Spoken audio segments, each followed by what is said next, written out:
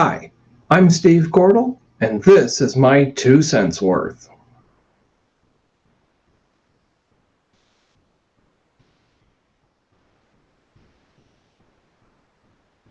Thank you for watching and joining in for this edition of my 2 cents worth. This episode is brought to you by A Closer Walk with Jesus, published by 21st Century Christian, available either online at their website, and there's the website if you would like to go there, or if you're in the Nashville area, pay them a visit at 4108 Hillsborough Pike, Suite 200, or you can give them a call at 615-383-3842. If you're not in the Nashville or Middle Tennessee area, 800-251-2477, and the fax at 615-292-5983.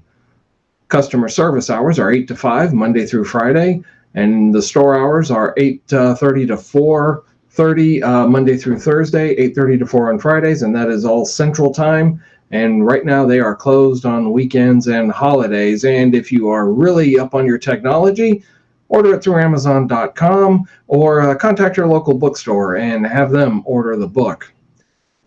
All right, let's get on with it. Sidney Poitier. Here's some of his achievements here on the screen. The first black man to win an Academy Award for Best Actor in a Lead Role for his role as Homer Smith in the film Lilies of the Valley. He sat on the USC Board of Cinema and Television Board of Counselors.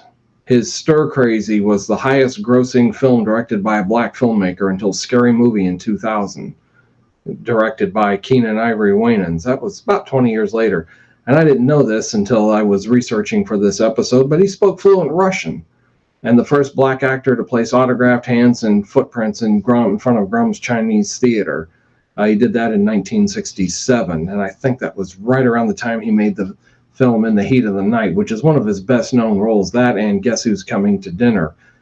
And then we have Ronnie Spector, a pioneer of rock and roll, 1943 to 2022, lead singer for the Ronettes, ranked number 67 on VH1's Greatest Women of Rock and Roll, and was inducted into the Rock and Roll Hall of Fame as a member of the Ronettes on March 12, 2007.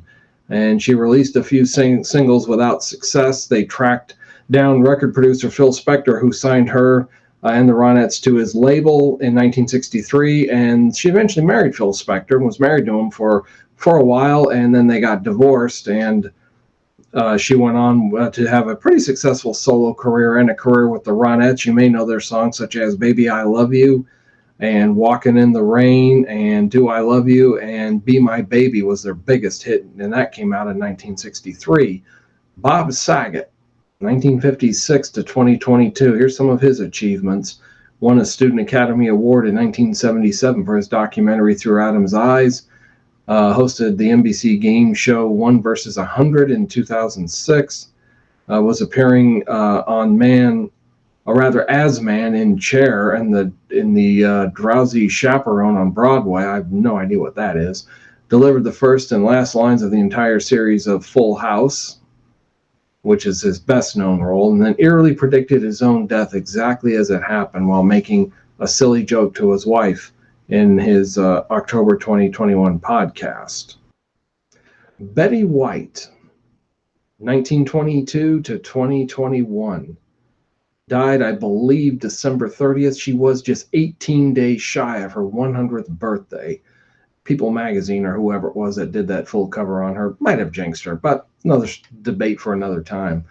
Achieved an incredible amount in her lifetime.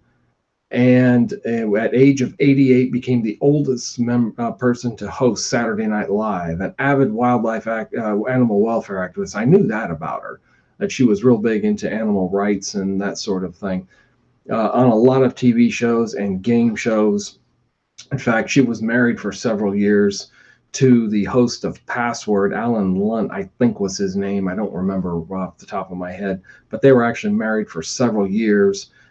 And then we have Dame Olivia Newton-John. Now, I have to explain this word dame for Americans. We, on this side of the pond, it's a pejorative. Oh, that dame is dumb, or that dame this. We use it as an insult, really. But in Britain, dame is basically the equivalent of sir. In other words, it's like being knighted. You have, for instance, Sir Paul McCartney. You have Sir Laurence Olivier, Sir Anthony Hopkins.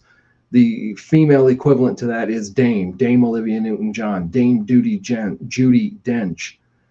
It's the same thing. I've been honored by the Queen, and she is a member of the Order of the British Empire, OBE. So you'll see that designation after her name, Dame Olivia Newton-John, OBE.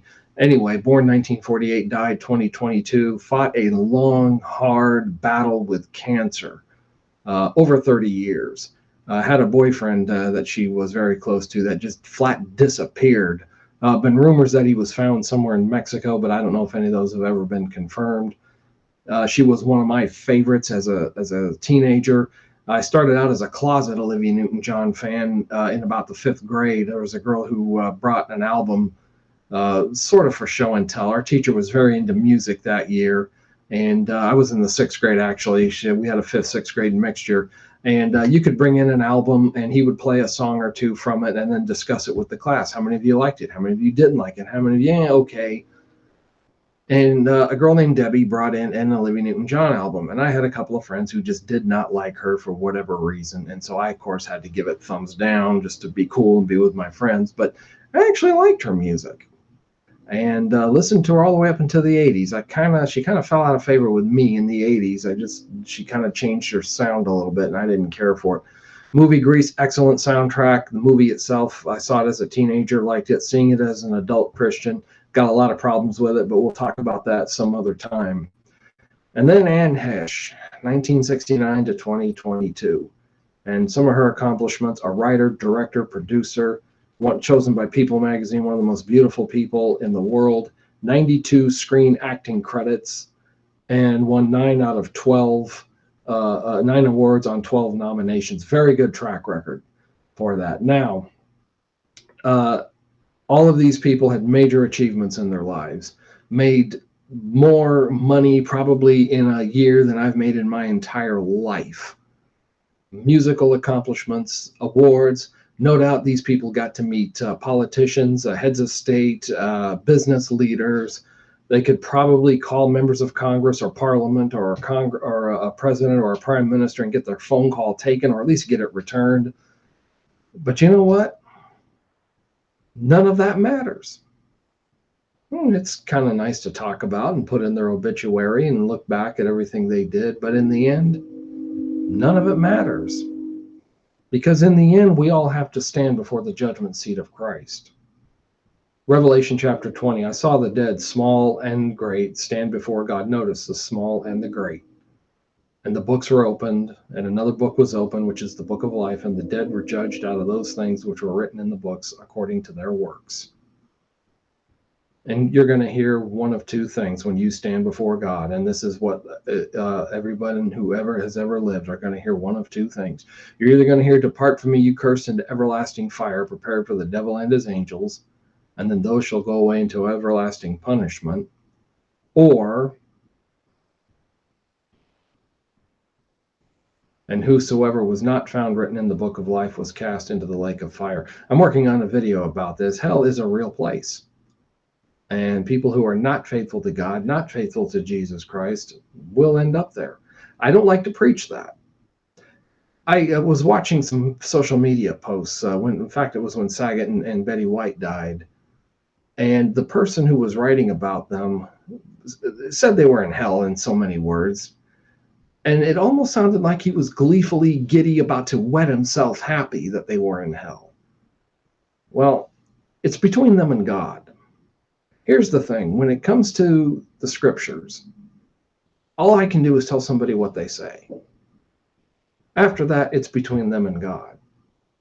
And when a person leaves this life, it's too late to do anything for them. There's nothing that can be done. If they're either right with God or they aren't. And we leave it up to God, between them and God. I can make a guess as to where someone is when they leave this life. I'm pretty sure people who are faithful Christians are going to go to heaven. But what the Bible says about people who are not faithful Christians, it's between them and God. Are they going to hell? That's what I believe the Bible teaches. But ultimately, it's up to God. If God decides that their heart was right or has some way that they can get, that's his business, okay? That's not my business or your business. My business is to make sure that I'm ready. And your business is to make sure that you're ready. so that you will hear, "Well done, good and faithful servant, enter into the joy of your Lord. Precious in the sight of the Lord is the death of his saints," because that means a homecoming. That means that Christians is going home. So which way are you going? Well, it's up to you. You have free will, just like I do. I have free will to make good choices or bad choices, righteous, unrighteous, good, evil, smart, foolish, wise, or rather unwise or wise, however you want to look at it. We all make those decisions every day. So here's a question. If you die today, are you ready to go and meet God? Only you can answer that question. I can't answer it for you. And if you look at this, the oldest and youngest members of our list, one lived to be almost 100. One was actually younger than I am right now. What's my point? My point is we don't know when our lives are going to end. The first funeral I ever did as a minister was for a 22-year-old. He was out with his friends having a good time, just messing around, drag racing, and he was on a motorcycle and passed up his friends and went to pull back into his lane. It was on a little 2-lane road, and his back tire hit the front bumper of the car he was drag racing, and he went over the handlebars into a tree. Just messing around, no alcohol, no drugs, no nothing involved, just out having fun, expecting to go home sometime that night, and he didn't. You see, the NFL gives a 2-minute warning at the end of each half. The players know that the game's about to end, but see, life isn't always that way. Sometimes you get a 2-minute warning, what we could call a 2-minute warning, when you find out maybe you've got cancer, stage 4, we can't do anything for you. That's a 2-minute warning. And maybe having a heart attack and surviving it. 2-minute warning.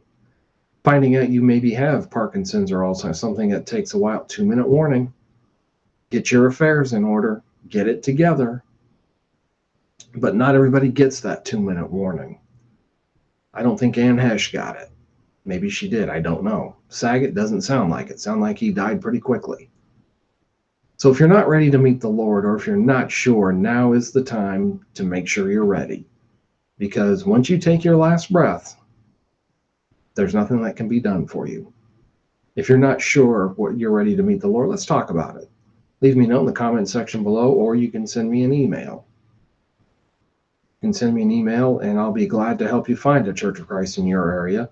Leave a comment in the comment section below, and in the coming days, watch for a video showing you the biblical way to become a Christian. I'm working on one now based on some material. I'll explain it all in the video. But if you're not ready or not sure, let's make sure. Let's talk about it. Let's talk about what really matters. Life is short. 100 years is quite a while. I know a woman that lived to be 102.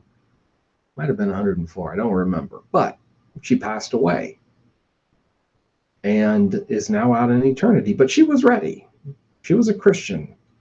Grew up in a Christian home, raised her children, produced 3 children who were faithful Christians.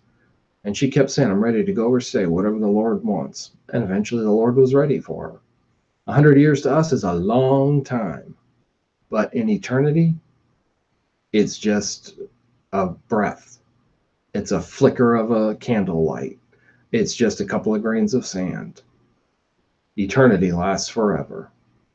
That's my 2 cents worth. Leave your comments in the comment section below, or contact me, 2timothy4.2.3@gmail.com, and I'll be glad to help you make sure that you are ready to meet the Lord. That's it for this video. Thanks for watching. We'll see you in the next one. I'm out.